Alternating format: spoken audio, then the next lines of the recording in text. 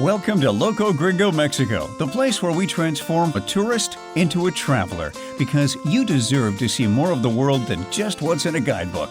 Each week, we talk with amazing locals who know the Riviera Maya and Yucatan like only a local can, and get them to share their tips and insights on the local scene, culture, and cuisine from a local's perspective. So, pour yourself a margarita, grab a comfy chair, and let's get the show going. Hi, everybody. Thanks so much for joining us today. This is Kay with Loco Gringo, Mexico. And I have to say that today's guest is, I don't have any other word other than fascinating. If you're into culture, the Mayan culture, the history of the state of Quintana Roo, which is the state where the Riviera Maya and Cancun is in, you really want to listen in on today's interview. And also, he's going to be sharing some of his personal favorites that you really want to put on your list when you're coming down here on your next trip. So let's get the show going. Hi, everyone. This is Kay from Loco Gringo. So glad you could join us today. And we're talking with a friend of mine who has been involved with community tourism, and he's got a great history here in the Riviera Maya. His name is Angel Carrera, originally from Mexico City, and now he's been here in Playa del Carmen for a really long time. Hey, Angel, buenas tardes. How are you? Hi, fine, and you? I'm fine, thanks. Hey, thanks for joining us today. Thanks to you for inviting me. Thanks. Hey, Angel, tell. I've heard a bit about your history, and I think it's really fascinating. Why don't you share with everyone how a boy from Mexico City winds up here in the Riviera Maya? Well, to be honest, when people ask me about where I come from, I always say that it's from Guadalajara, some other place. I was born in Mexico City by accident, but after the earthquake of 1985 or 86, my family went to Guadalajara, and I studied college and high school there. But my parents moved to Playa on 1998.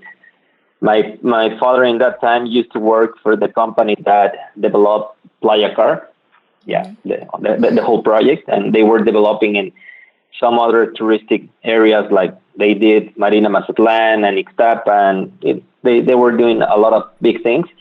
So they came in 98, and it was really, really interesting because Playa, I always says that Fifth Avenue, my reference is that Fifth Avenue was until 8th Street. So La Parrilla, on that time that La Parrilla was there, that was the end of Fifth.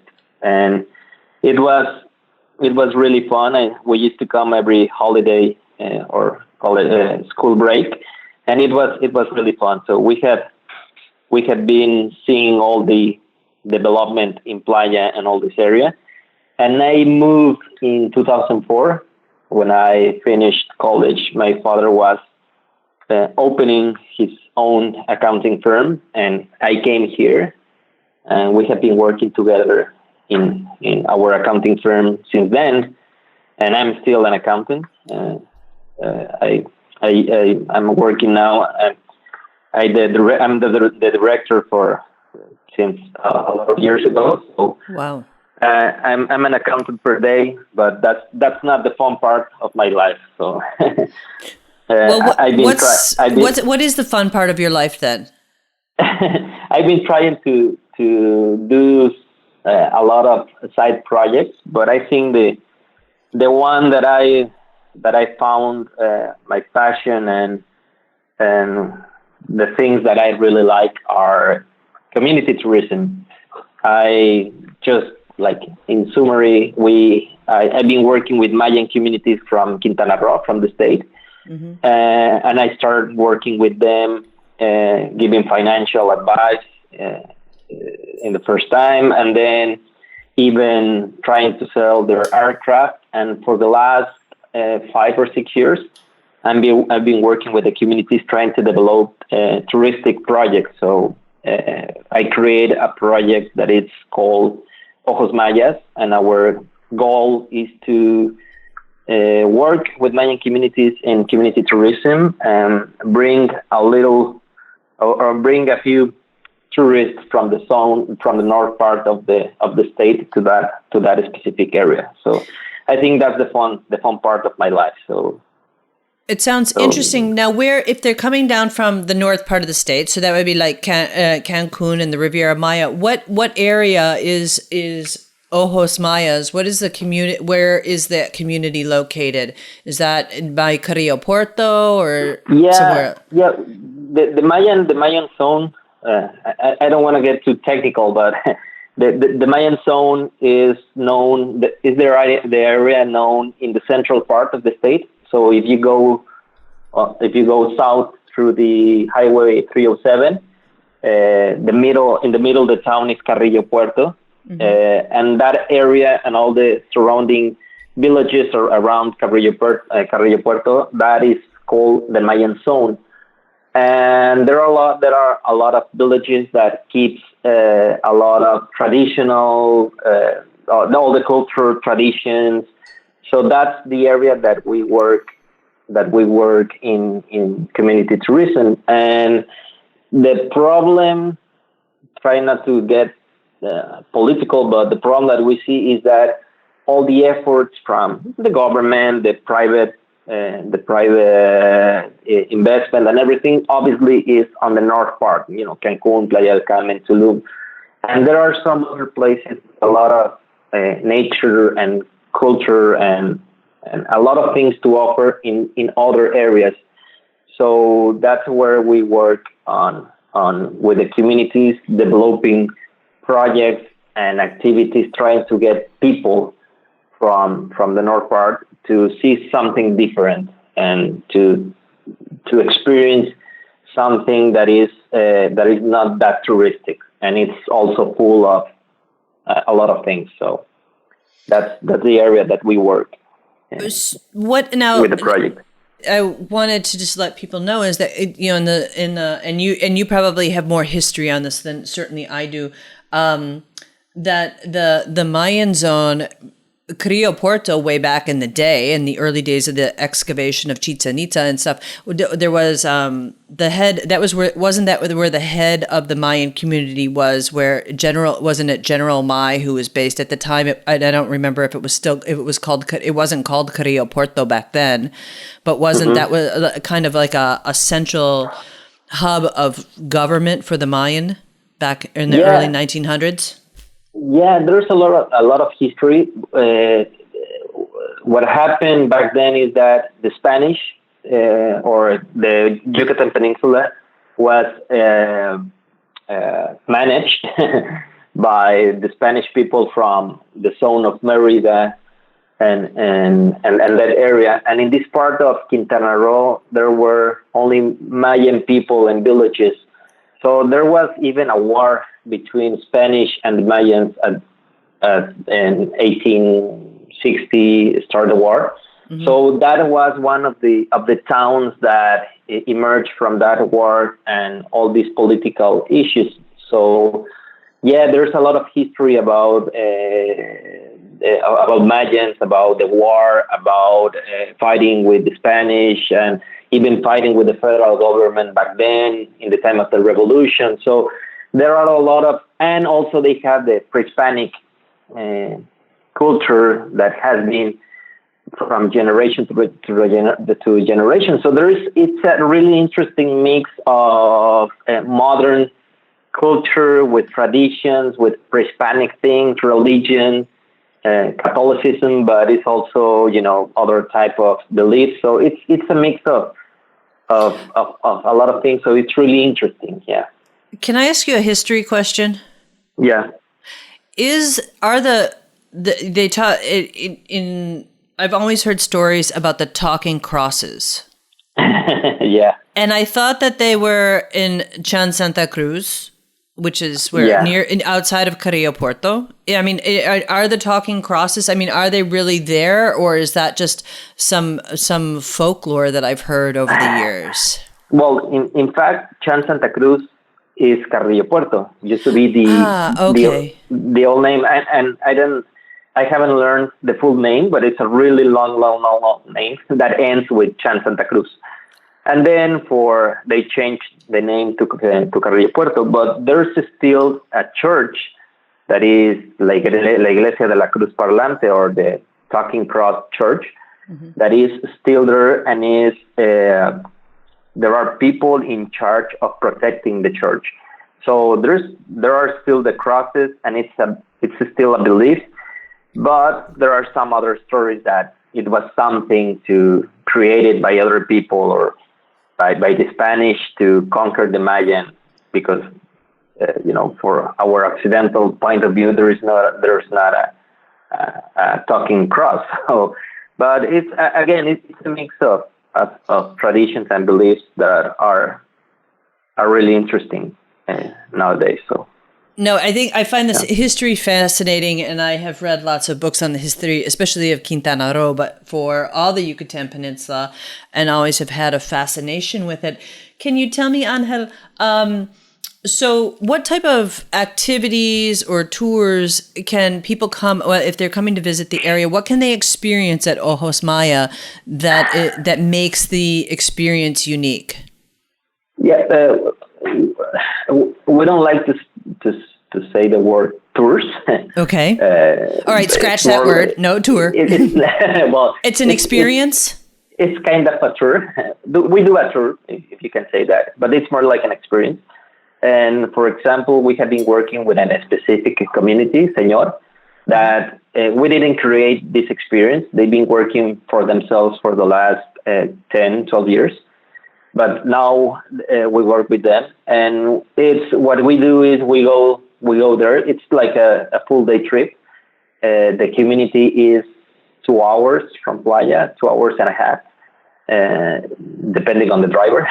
But we go to the village and we do cultural activities. So, for example, in this village, we go to the house of the Mayan healer, a lady that has all the knowledge from generation to generation, that she do everything about plants. And it's nothing spiritual. We don't, in the project, we don't do anything philosophical or religious. It's just traditional medicine. So the problem that they face every day is that they don't have hospitals near. So if you want to go to the doctor, it's going to be a 40 minutes drive on a taxi that it's going to be 200 pesos. So what they do is that they cure a lot of things with plants. So if you go there and you have a headache or I don't know, something, they're gonna give you plants. And so we go with the healer, and she teach us about traditional medicine, plants, and then we go to the house of the elder of the village, and they tell us the stories from his grandparents when they were fighting with the federals and the war that I was talking about. Then we experienced Melipona bees. That is a kind of bee that doesn't have a stinger, and it's a tradition in the villages. And also they have a lagoon. So we go there and spend a little bit there swimming, the nature. So it's an experience of know how Mayan people live now, with all the traditions and their culture and all that. So that's the kind of experience that we do. Well, it's fascinating. And I always keep saying I want to go, and I know Paulina here on our staff at Loco Gringo has gone, and she certainly had a great experience. Now, do you offer these types of experiences? Is it year round, or is it something that is by request, or just during the winter season when it's really busy here? To be honest, it has been a long process about working with them, and it has been a little bit difficult to be the connection between this part and the north part of the state. So the promotion and all that. So what we do is on the high season mailing, we offer some specific dates, and people start knowing about us because people or companies like you and people that we have invited or through blogs. So we offer specific dates, and if we have a group of 6, because we need to have a minimum to cover all the transportation costs and everything, and also what they charge for this experience. We go there with a group and we do that. So we don't have like specific days that we go there. It's more like look who's interested, and we are growing a little bit time to time every year. And also what is important to mention is that the purpose of these activities and these experiences is to share all the culture and tradition. But for me, the most important one is that the social development that we can be part in these communities. The big problem they face is that the villages are disappearing.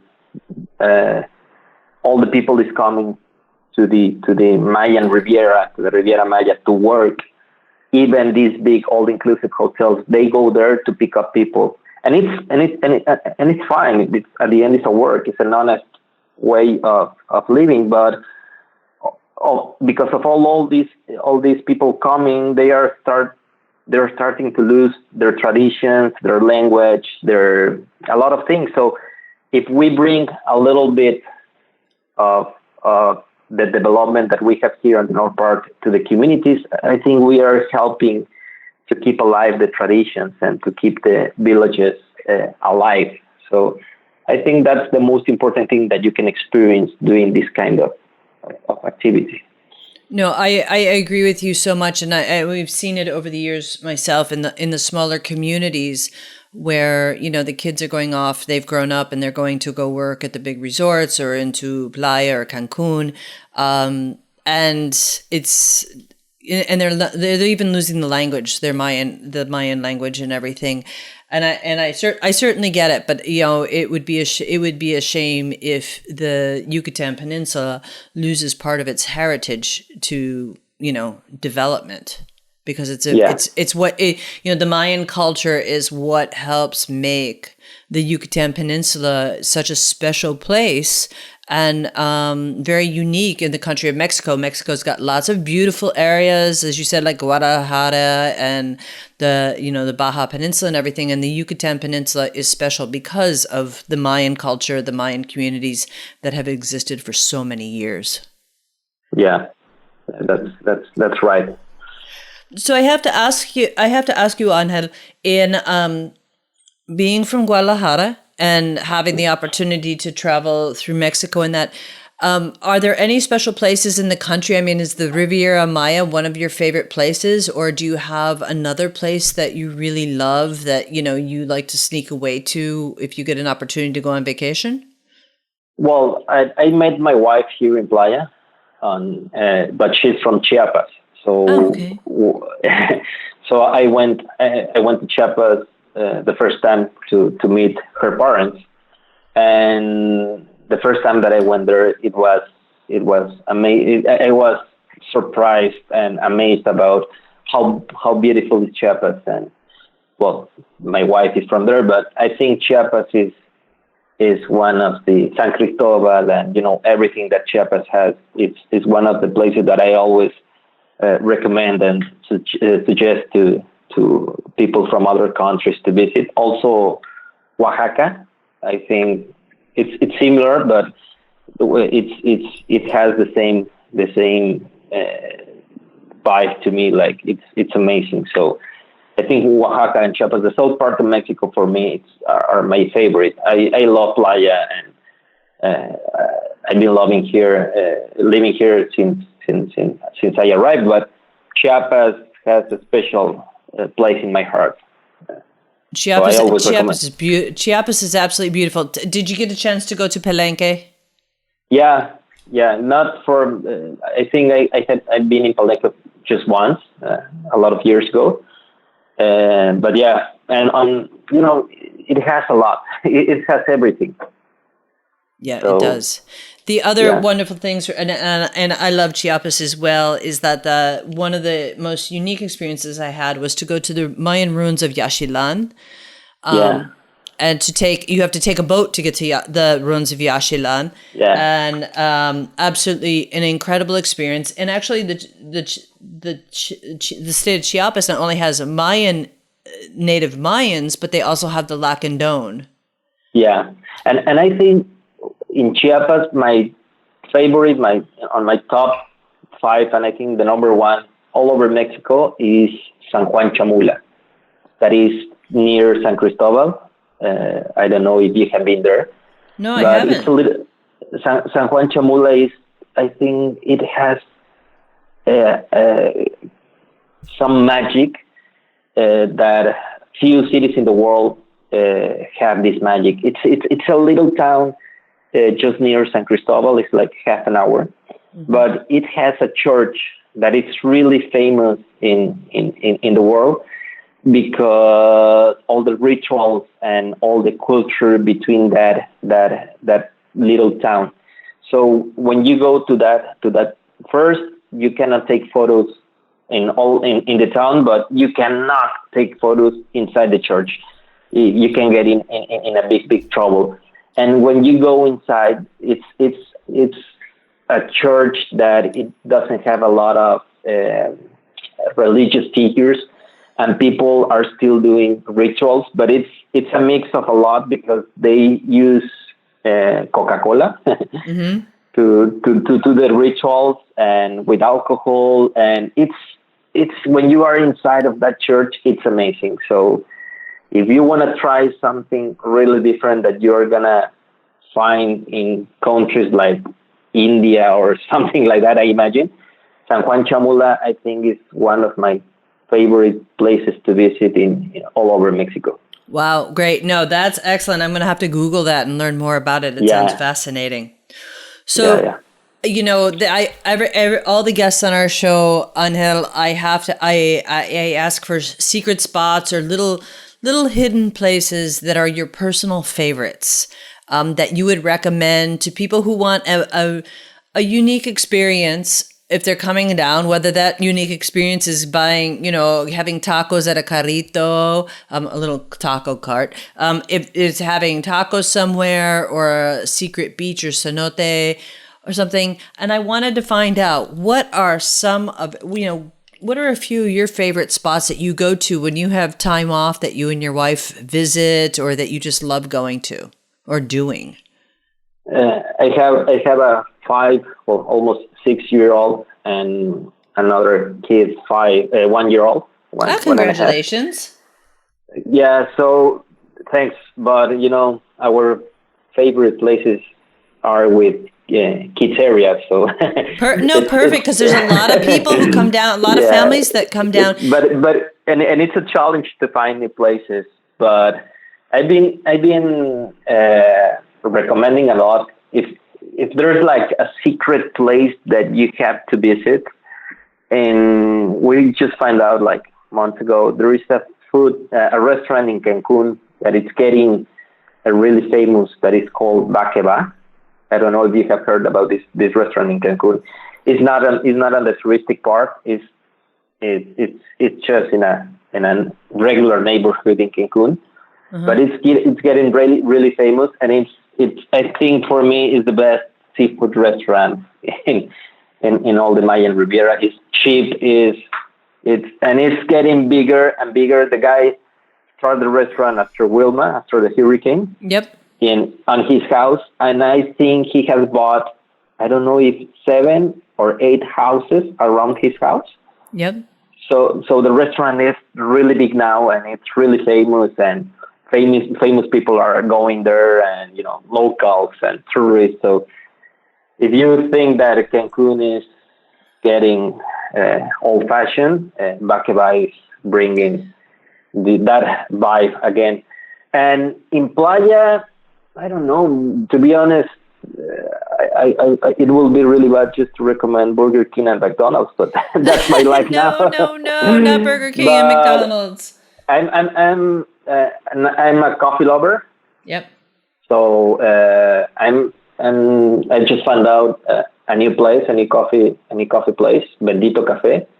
I think you have to try one. I have something to try. Cacao is the favorite, and it's my favorite, and I think it's the favorite of a lot of people. But there are new places. Bendito Cafe, it's really amazing. They have coffees. If you want to try coffees from other parts of Mexico, they have coffees of Veracruz, Chiapas, Oaxaca, but they have also coffees of places that I didn't know that they produce coffee, like Nayarit, Colima, Guanajuato. So that's a place, Bendito Cafe. I think that's something that I will recommend. Bandito or Dandito? Bendito, like Bendito. Benito. Yeah, Bendito. Yeah. Bendito Cafe. Yeah, I think that will be my recommendations. And about places we enjoy. Well, as a local, we try sometimes just to avoid the beach in Playa, and we always try to find some other places. But I think there are not that secret places. I enjoy Espuja. If we want to go to the beach, and one of my favorites. Yep, it's great. Or Caleta Tanca. Now they reopen again as a beach club. I think it's one of the most. Okay. That one. I don't know if it's a lot of commercials and I will have to pay something, but yeah, I think those are my favorite places if we want to go to the beach. But we love, when we have time, we love just to go and go to the Mayan Zone and try some other places and go to villages, and maybe we can find something new every time. Have you been down to the Mayan ruins of Chacchoben? I don't mean to circle back to the Mayan Zone, but in talking about interesting places, the ruins of Chacchoben at Limones. Are the ones near Bacalar, right? Yes. No, I haven't been there. I used to work in other things, financial things, and there is an ejido called Novec. If you go south Novec. After Carrillo Puerto, Novec. Yep. That one is one that we want to visit. They have all these big trees, and they call it ancestral trees, and they talk about Chacchoben a lot. So it's part of my list. It's a beautiful ruin site. It's not super big, but yes, the trees are amazing. Yeah, I know that all the people from the cruise ships from Mahahual, those are the ruins that they are going to. Well, I'm glad that people are experiencing them, but I really liked when I used to go and have the ruins to myself. Yeah, I know. Yeah. I'm selfish that way, but but it's certainly a great site. Wow. Yeah. Well, Angel, I can't tell you how much I've enjoyed this conversation, and I wonder how can people, if people want to contact you for Ojos Mayas, and we'll have a link on our website for you, of course, but how can people contact you? Is it best through Ojos Mayas website or Facebook? Yeah, what works? Yeah, ojosmayas.com, ojos like eyes, ojosmayas.com, our website. We have it for now only in English, and also in our Facebook and Instagram. You can follow us there.